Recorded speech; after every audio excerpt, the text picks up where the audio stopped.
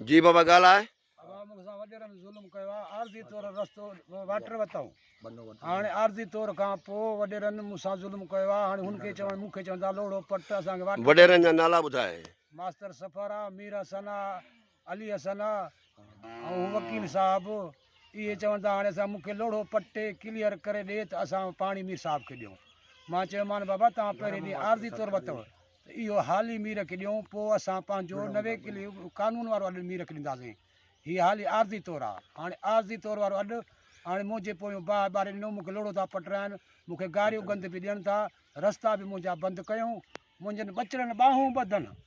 बाबा ईअं न कयो। असांजे पुट हुनजे वकील चयो त तोखे असां अर्श घुमाईंदासीं।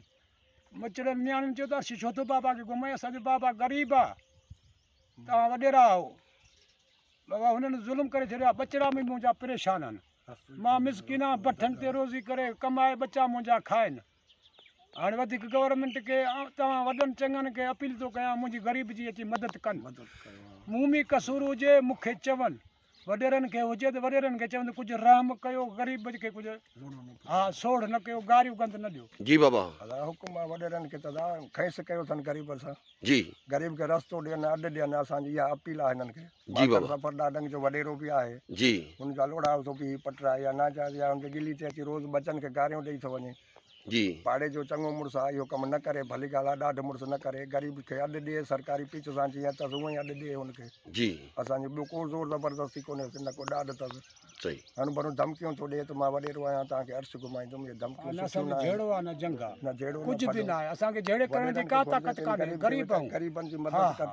ग़रीब आहे, मिसकिन आहे वीचारो, हिकिड़ो वेलो खाए थो, हिकिड़ो वेहे थो, हुन सां तंग न कनि, हुनजो लोड़ो न पटाइनि। असांजी इहा अपील आहे मरी बिरादर खे त ॿुधनि ॾिसनि अची जाए। हा इंसाफ़ कनि अची, ख़ुदा कनि इंसाफ़ कनि, मूं ग़रीब जी मदद कनि।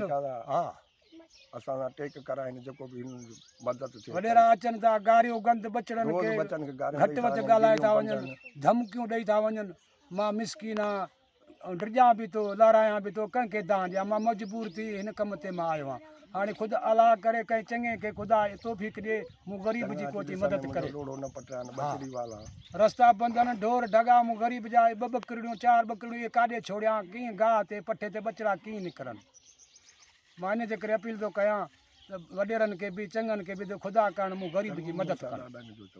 हा हा तंहिंखां पोइ चङो बि आहे, पाड़े जो वॾेरो बि आहे, ज़मीन बि मौला ॾिनी अथसि, ऐं असां ग़रीबनि सां ज़ुल्म बि करे थो। वधीक चङा अची सम्झाइनि चवनि।